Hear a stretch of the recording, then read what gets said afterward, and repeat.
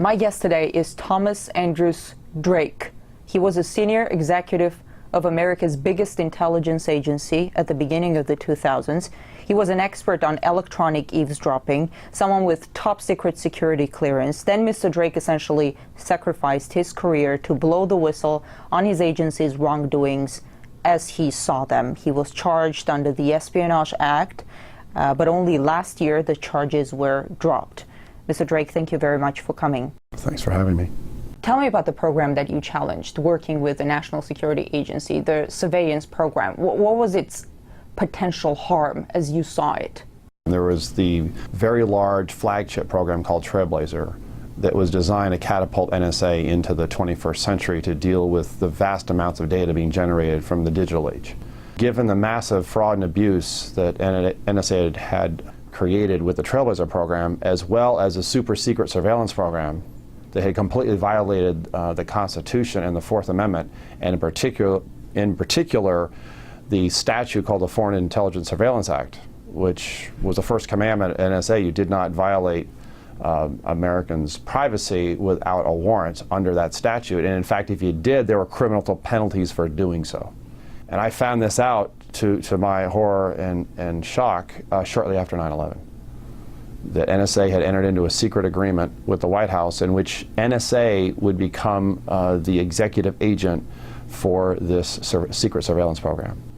On the front end was designed to deal with the threat, the terrorist threat, and that was partly understandable. But what it did is it actually essentially turned the United States into just a collection platform. So, vast reams of data were increasingly being collected or through other entities being made available to NSA for analysis. There's a lot of debate about this proposed legislation. I'm sure you heard about it, the CISPA, which in the name of national security would allow web service providers to funnel private information of their users to the authorities, to government agencies. Aren't they already doing that? I mean, many argue that providers, Google, Facebook, and other companies, they need that legislation to protect themselves from being liable for what they're already doing, and that's why those companies lobby for the bill.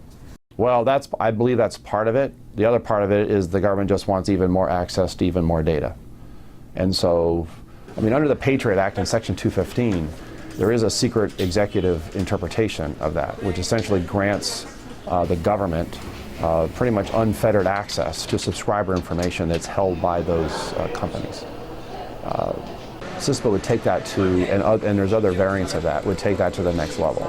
Under the label or the rubric of cyber threats, and to provide cybersecurity, the government wants even more invasive access, almost persistent access to networks that are not normally available to the public. I understand the technology is so advanced now that it is probably so very tempting for intelligence agencies to siphon all that data. But what is the goal? Is it total surveillance? I believe if you take what has been happening since in kind of our post-9/11 security world, what you're seeing is the establishment of a surveillance society. You're seeing the establishment of a surveillance network. And I keep telling people don't realize the extent to which we're already surveilled in many, many different ways.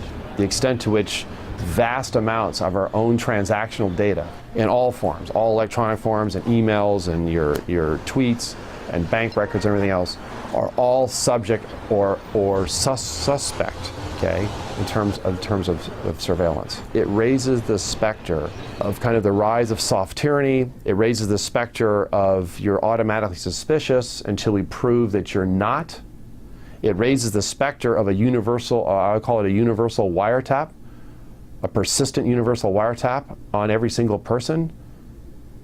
Or if it's not, they can create one. And what happens if they don't like you? What happens if you speak ill will against the government? What happens if you say something they consider disloyal? That's not the country that I took an oath to defend 4 times in my government career. And you also have the fear element. Fear in itself is control.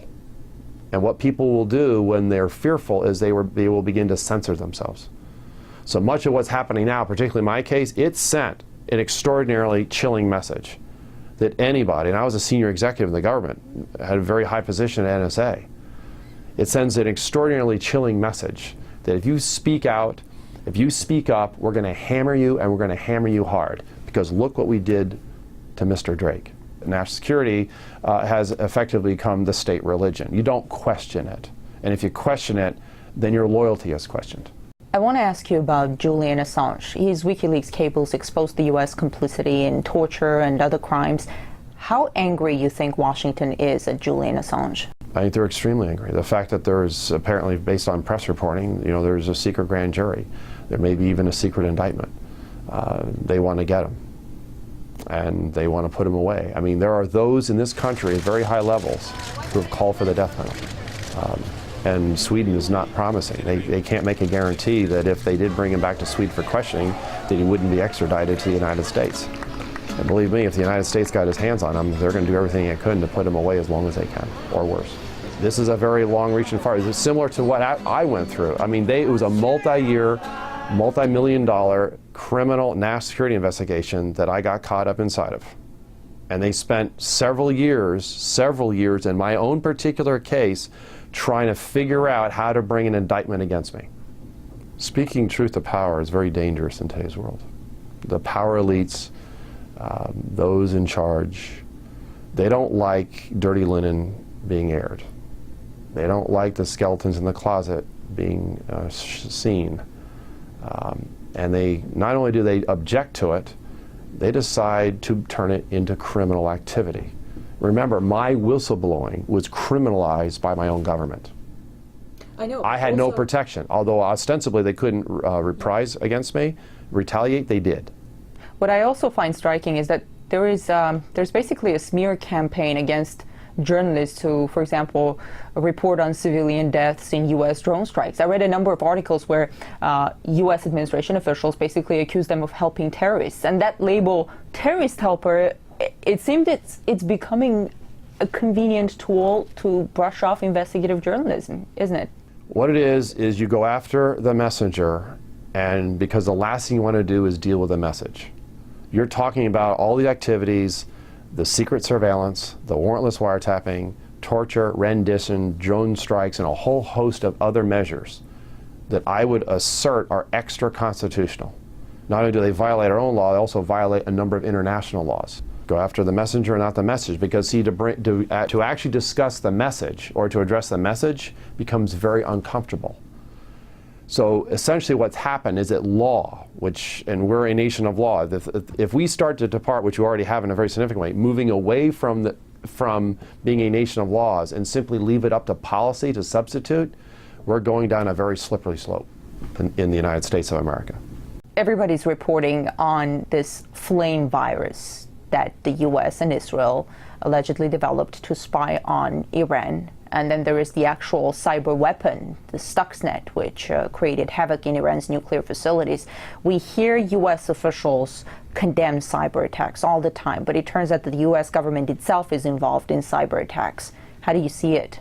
Well, based on what can only be authorized leaks, which is an oxymoron coming from within the administration, other senior officials. They want people to know, actually. Right. I believe that's the case. I think in some cases that's not being reported. They actually wanted people to know. I think some people say, oh, it just makes the administration look good, sort of, sowing their oats and say, hey, we're the man here.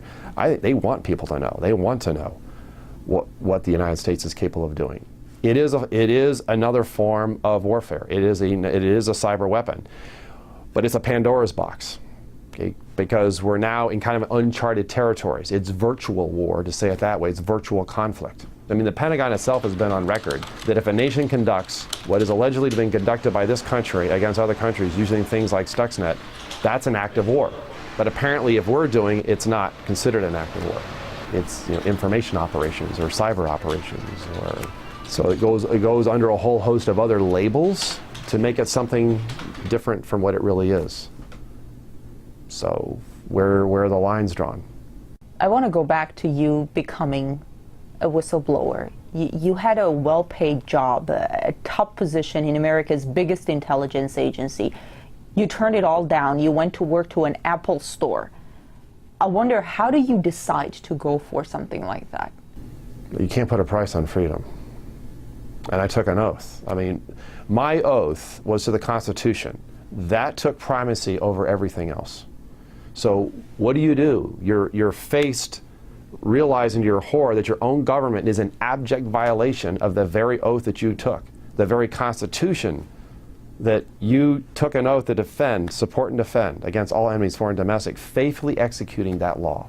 And you're finding out in secret that your own government is in violation of it, and then you know that it was never necessary. You knew that the best of American inventiveness and ingenuity could have not only provided superior intelligence, like the Thin Thread program, but would have done so in complete compliance with the Fourth Amendment and FISA. And they tossed it all overboard because they didn't want those controls. They didn't want that oversight.